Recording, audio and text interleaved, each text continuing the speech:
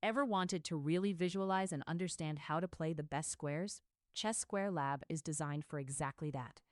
Instead of just showing pieces, it lets you see who controls every square on the board with a live heat map, making it much easier to understand center control, attacks, defenses, and why strong moves are actually strong.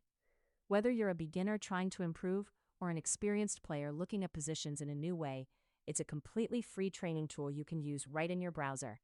I've also included a complete step-by-step guide that explains every feature of the site, teaches you how to train square ownership, improve your visualization, think several moves ahead, and even understand how chess engines and Grandmasters evaluate positions.